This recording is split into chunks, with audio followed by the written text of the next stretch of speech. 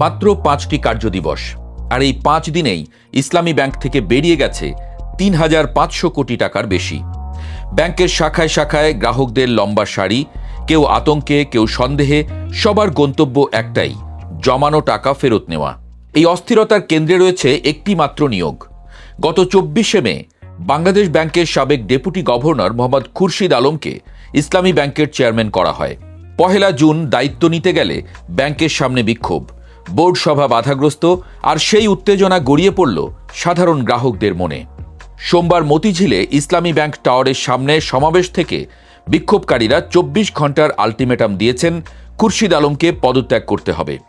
মঙ্গলবার সকাল 10টা থেকে দুপুর 12টা পর্যন্ত ডাকা হয়েছে দেশব্যাপী কলম বিরতি। এই পরিস্থিতিতে মঙ্গলবার জাতীয় সংসদ পরিণত হল রীতিমতো রণক্ষেত্রে। বিরোধী দলীয় নেতা ও জামায়াত ইসলামীর আমির মোহাম্মদ শফিকুর রহমান সংসদে নোটিশ তোলেন।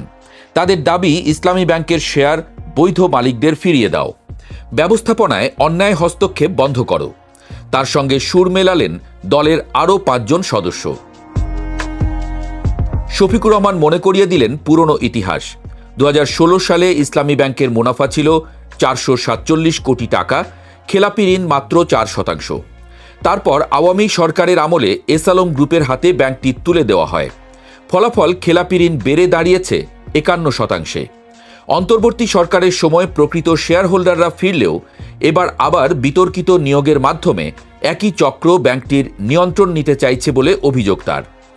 জবাবে অর্থমন্ত্রী আমির খসরু মাহমুদ চৌধুরী এক হাত নিলেন। তার সাফ কথা, কোনো ব্যাংকের চেয়ারম্যান পরিবর্তনের কারণে গ্রাহকরা টাকা তুলে নিয়ে যায়, বিশ্বে এমন কোনো নজির নেই। একটি মহল ব্যাংকটিকে ব্যর্থ করিয়ে দেশে আর্থিক শৃঙ্খলা নেই এমনটি প্রমাণ করতে চাইছে। তিনি আরও জানালেন, কড়া সত্য, ব্যাংকটির বিগত 2 বছরের মুনাফার দাবি নাকি স্রেফ উইন্ডো ড্রেসিং।